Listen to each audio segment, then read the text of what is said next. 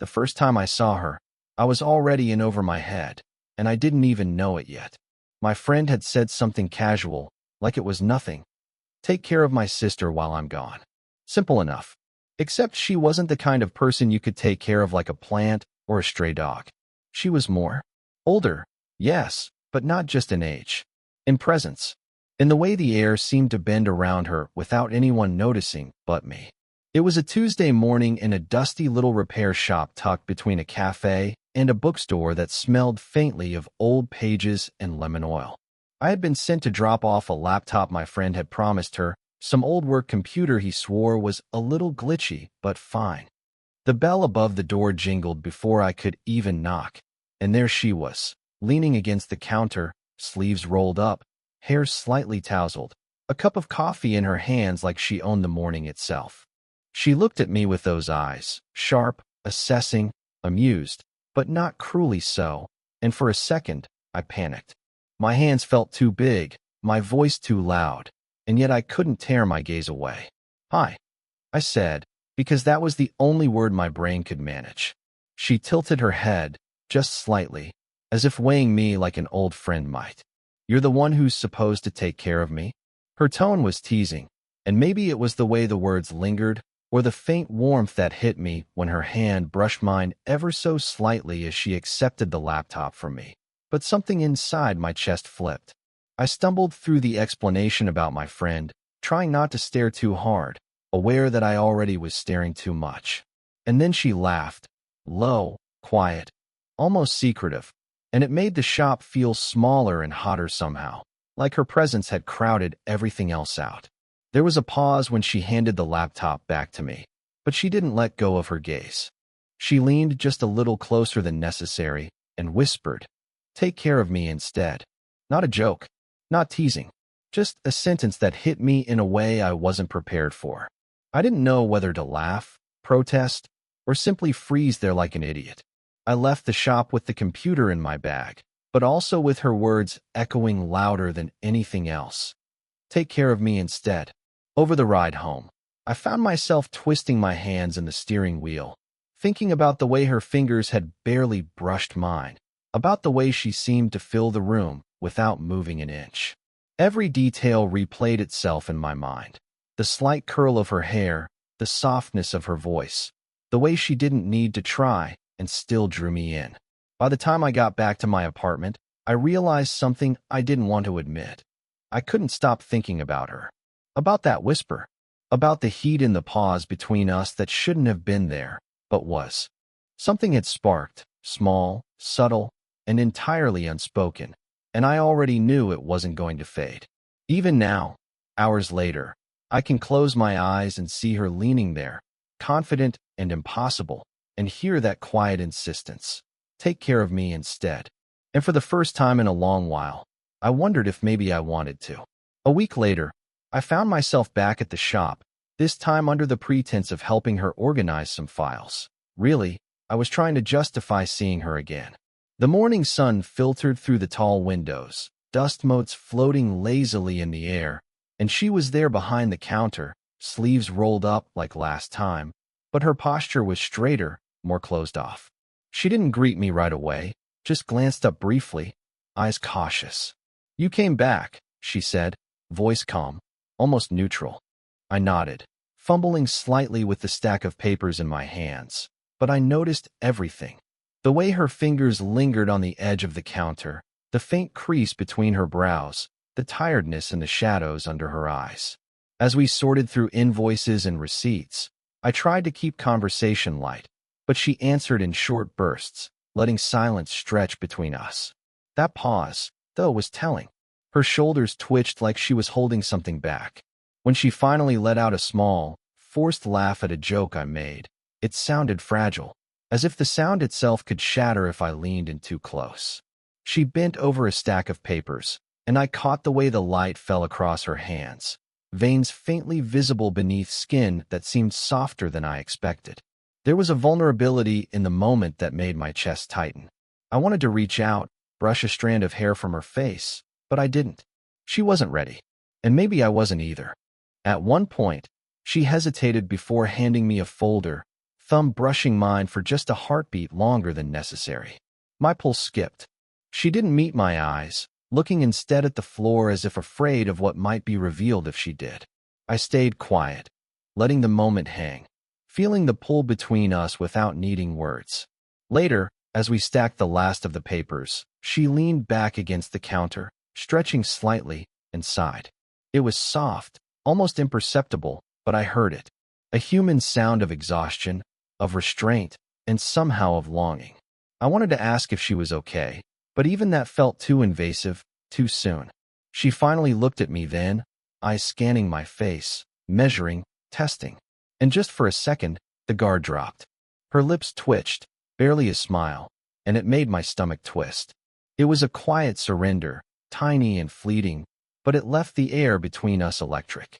When I left the shop that day, the memory of her hands brushing mine lingered. Not enough to touch again, not yet, but enough to know there was something there. A subtle, forbidden energy that neither of us could name aloud. The silence behind her gaze had said more than any words ever could, and I realized I was already counting the hours until the next time.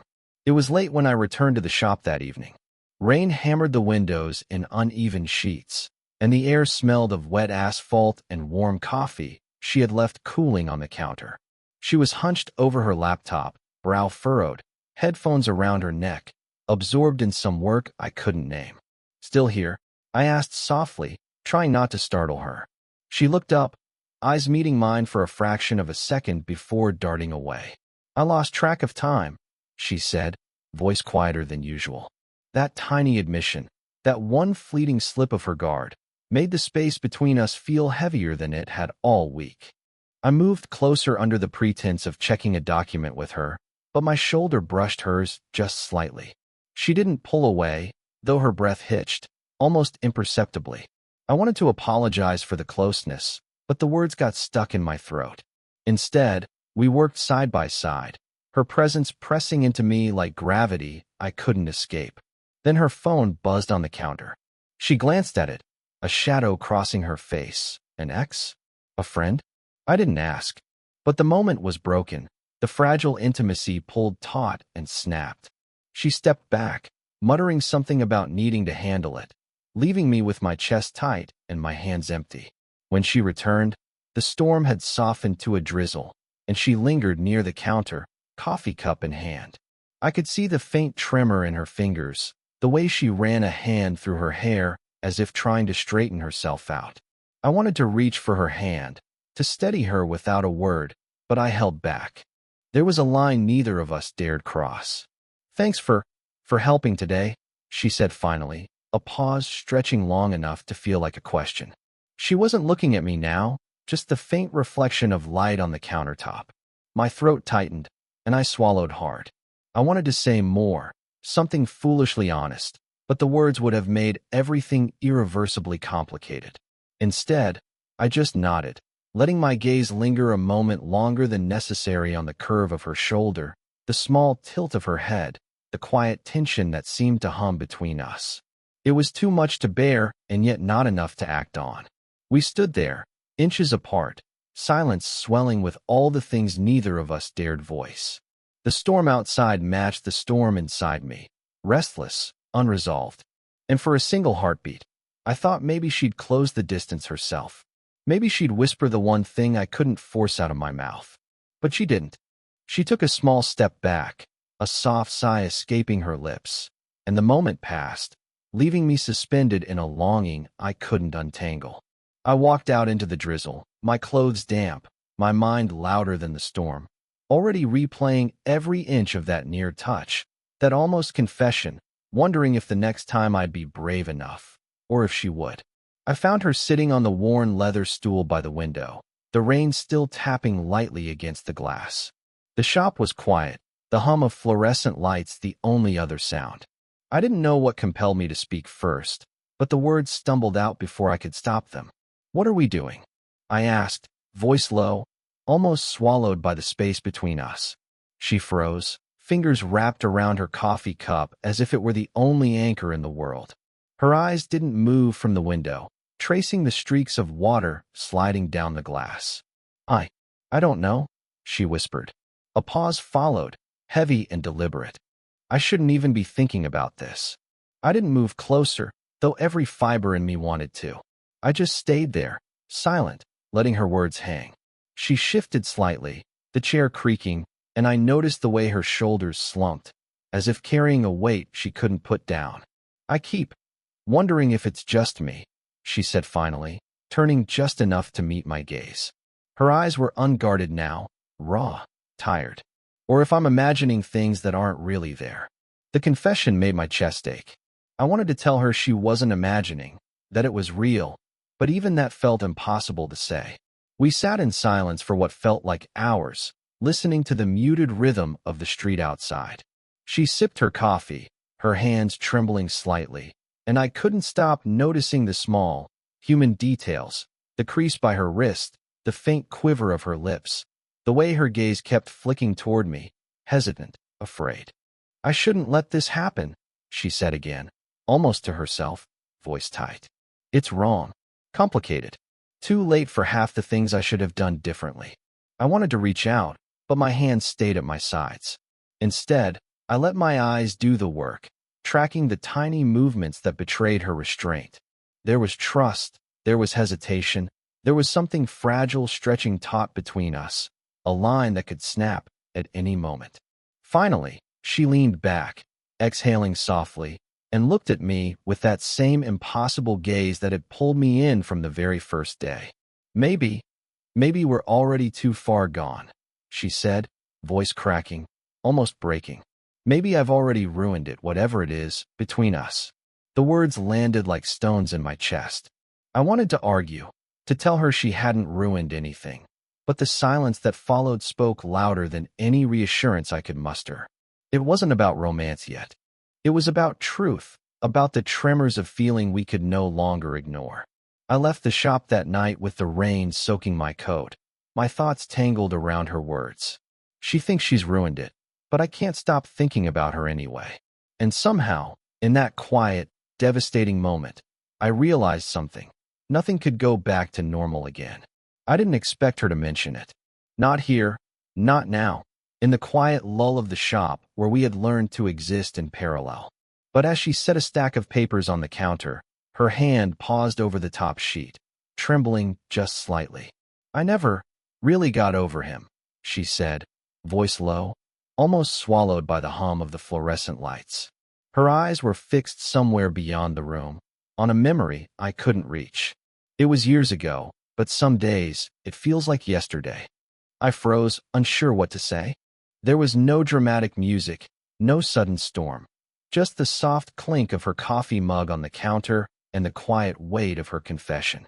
I realized then that the way she carried herself, confident, guarded, almost untouchable, hid a vulnerability I hadn't seen before.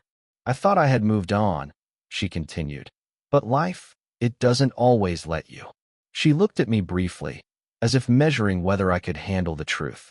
Sometimes, I still talk to him in my head. Not the person he was, just the idea of him. The way I thought things could have been. I wanted to reach across the counter, to say something that could bridge the gap, but I stayed still, letting the moment exist without interruption. Instead, I quietly pulled out my phone, showing her the photo I'd found tucked in my friend's old files, her laughing at a birthday years ago, hair pulled back, carefree, utterly human. Her eyes softened, flickering with recognition. I forgot I even had this, she whispered, fingers brushing the corner of the image. Her lips parted slightly, a small, unguarded smile tugging at them, but there was a shadow there, too. Regret, longing, and a faint ache I couldn't name. People leave marks, I said softly. Some we notice, some we don't. Doesn't mean they have to define everything else. She didn't respond right away, just let her gaze linger on the photo, tracing it like it held the answers to questions she hadn't yet asked herself. And I realized, watching her, that this wasn't about me or him. It was about her, about the way she carried the past, about the quiet weight that made every small choice, every glance, every pause between us feel electric. She finally looked up at me, eyes meeting mine with something fragile, almost shaking. I don't know what I'm supposed to do with any of this, she admitted, voice barely above a whisper. I reached out instinctively, just a hand hovering near hers, not daring to touch, not yet. The air between us thickened, charged, as if the confession itself had shifted the ground beneath our feet. When she finally set the photo back down, there was a softness in her stance I hadn't seen before, a tiny, almost imperceptible surrender. And I knew, even without words, that nothing between us would ever feel the same again.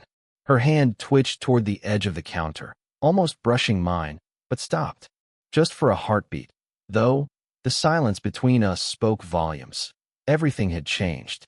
This part introduces past heartbreak and shared memory, keeping reactions human and subtle, ending on a soft but seismic moment. The rain had stopped by the time I returned the next day, but the air still smelled damp and heavy, like the world had paused and waited for us. She was already there, sorting through a new batch of invoices, sleeves rolled up as always, hair falling loosely around her face. For a moment, I just watched her, noticing the small things, the way her fingers flexed over the papers, the faint line of worry between her brows, the quiet steadiness she projected despite everything she'd shared. "Morning," I said softly.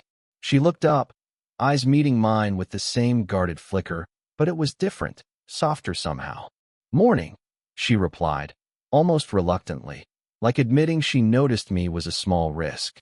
We worked side by side, not speaking much, letting the rhythm of shared tasks carry the weight of words we didn't need.